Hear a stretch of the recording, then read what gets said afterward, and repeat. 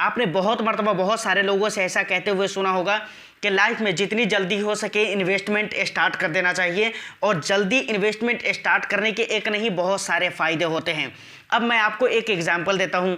अब सोच लीजिए कोई ऐसा बंदा है जिसे 30 लाख रुपये चाहिए 2030 में, उसे मकान खरीदना है या जो कुछ भी ऐसा कुछ इंपॉर्टेंट काम है जिसके लिए उसे 30 लाख रुपए की ज़रूरत है, और 30 लाख रुपए उसे 2030 में चाहिए, और उसके लिए वो 2010 से ही इन्वेस्टमेंट करना स्टार्ट कर दिया। लेकिन कोई ऐसा बंदा है जो 2023 में यानी अभी के डेट में इन्वेस्टमेंट स्टार्ट करना शुरू किया, उसको 30 लाख रुपए की ज़रूरत है 2030 में। अब सोच कर देखें, दोनों के इन्वेस्टमेंट में ज़मीन आसमान का फ़र्क मिल जाएगा आपको। अगर हम बात करें 2010 से जो बंदा स्टार्ट कर दिया है इन्वेस्टमेंट करना, उसके इन्वेस्टमेंट की, तो अगर वो इक्विटी में निवेश करता है तो उसके पैसे पर रिस्क बहुत ज़्यादा मतलब रहते हैं, लेकिन फिर भी उसके बावजूद भी लॉन्ग ड्यूरेशन की वजह से, लॉन्ग टाइम पीरियड की वजह से उसका रिस्क बहुत हद तक रिड्यूस हो जाता है, समझ रहे हैं। और साथ ही साथ अगर रिटर्न्स में बात करें तो रिटर्न्स भी उसको बहुत अच्छे मिलेंगे, क्योंकि उसका टाइम पीरियड एक लंबा टाइम पीरियड है।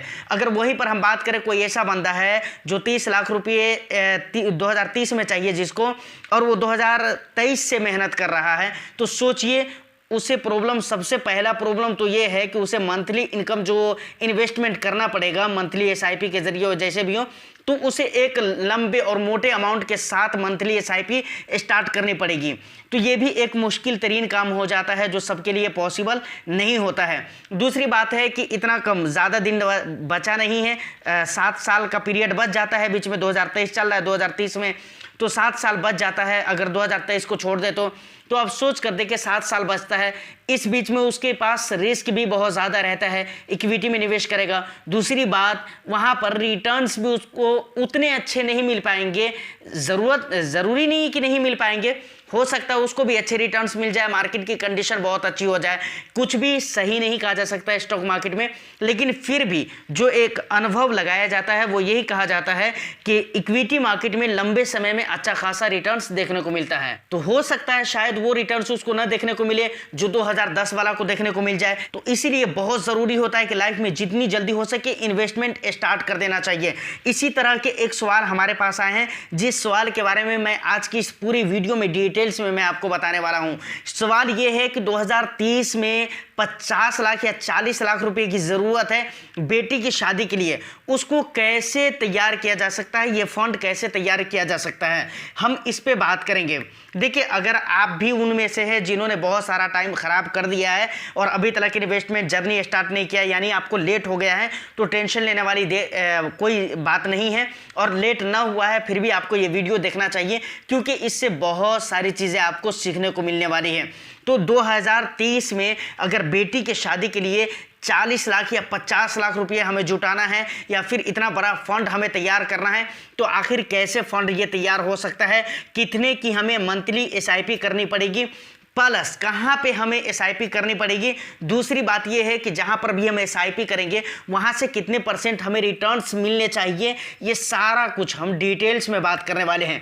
वीडियो बहुत ही इंटरेस्टिंग होने वाली है, एक लाइक ज़रूर कर दीजिए। चैनल को अगर सब्सक्राइब नहीं किया है तो चैनल को भी सब्सक्राइब कर लीजिए, वीडियो को लाइक करके शेयर ज़्यादा से ज़्यादा कर दीजिए। हम बात करते हैं। देखिए, सबसे पहली बात सबसे ज़रूरी चीज़ ये है कि भाई हमें किस तरह के फंड चुनने पड़ेंगे, कितने पैसे निवेश करने पड़ेंगे, उसके ऊपर हम आगे बात करेंगे। सबसे पहले तो मैं आपको ये कहता हूँ कि आपको इक्विटी मार्केट में आना ही पड़ेगा, समझ रहे हैं। या तो आप डायरेक्ट स्टॉक में निवेश कर सकते हैं, या फिर स्टॉक मार्केट में म्यूचुअल फंड के जरिए यानी इनडायरेक्टली आप निवेश कर सकते हैं।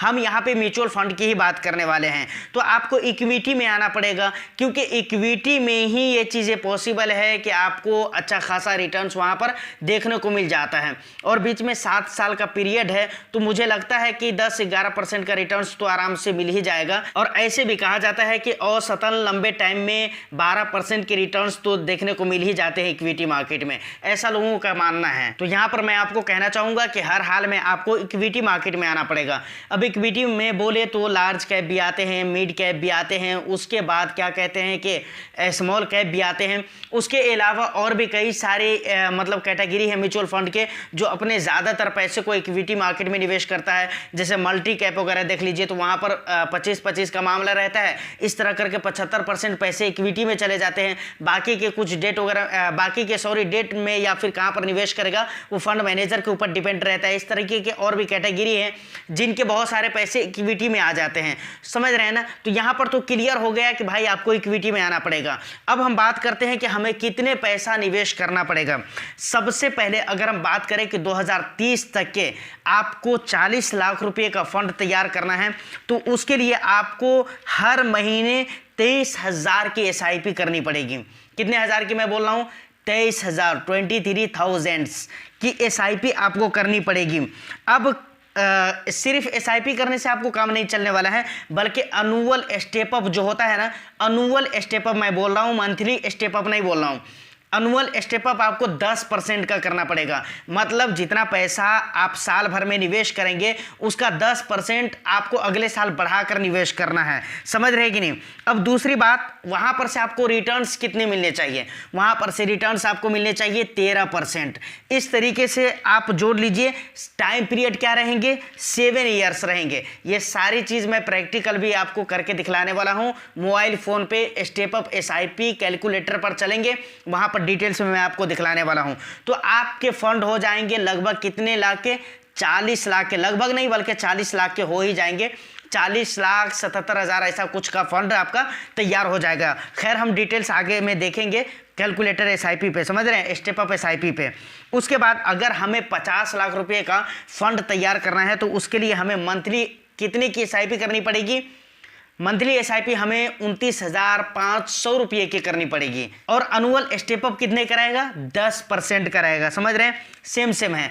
रिटर्न्स वहाँ पर से हमें जहाँ पर भी हम इन्वेस्टमेंट करेंगे या आप जहाँ पर भी इन्वेस्टमेंट करेंगे वहाँ से आपको रिटर्न्स कितने % आप एक्सपेक्ट करेंगे? तो वहाँ पर कम से कम 12% के रिटर्न्स आपको मिलने चाहिए।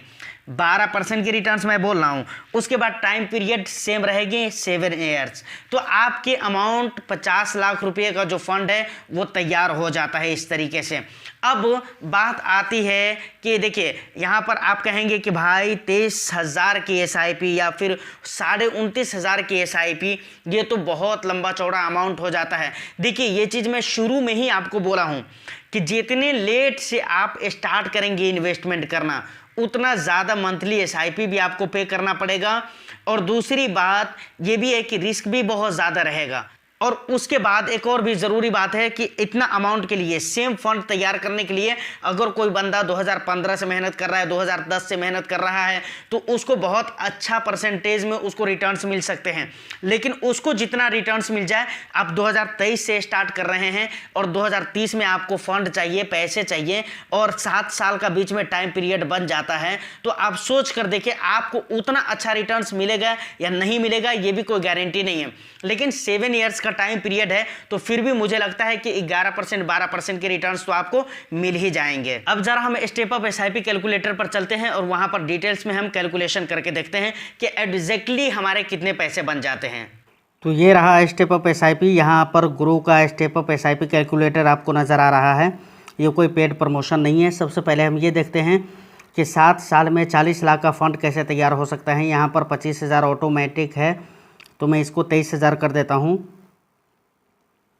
उसके बाद यहाँ पर आप अनुअल स्टेप अप आप देख सकते हैं 10% मैंने कहा था। उसके बाद वहाँ से एक्सपेक्टेड रिटर्न हमें कितने मिलने चाहिए? 13% मिलने चाहिए। 13% मैंने कर दिया है। उसके बाद ये टाइम पीरियड कितने ईयर्स का होना चाहिए? 7 ईयर्स का होना चाहिए। तो मैं यहाँ पर 7 ईयर्स कर देता हूँ। तो देख सकते हैं यहाँ पर टोटल जो इन्वेस्टेड अमाउंट हो जाएंगे वो 26,18,459 रुपये। उस पे जो मिलने वाले रिटर्न्स होंगे वो 14,58,813 रुपये। और टोटल अमाउंट जो आपको मिलेंगे वो यहाँ पर शो कर रहा है 40,77,272 रुपये। अब हम देखते हैं ज़रा कि 50 लाख का फ़ंड कैसे तैयार हो सकता है। तो यहाँ पर मैं 29,500 कर देता हूँ, है ना, 29,000 और उसके बाद क्या कहते हैं 500। तो ये देख लीजिए 29,500। उसके बाद अनुअल स्टेप अप जो हमें करने हैं वो 10% के करने हैं। रिटर्न्स जो हमें मिलेंगे वो 12% के ही मिलेंगे, 13% के नहीं मिलेंगे। उसके बाद 7 ईयर्स। तो आप देख सकते हैं यहाँ पर टोटल इन्वेस्टेड अमाउंट कितना हो जाता है 33,58,459 उसके बाद उस पर मिलने वाला जो रिटर्न्स होगा 16,84,647 रुपये। उसके बाद टोटल अमाउंट जो मिलेंगे 50,43,105 रुपये। इस तरीके से आप यहाँ पर आकर खुद भी कैलकुलेट करके देख सकते हैं। तो फाइनली आपने सारा कुछ देख लिया है। उम्मीद करता हूँ कि वीडियो आपको अच्छी लगी हो।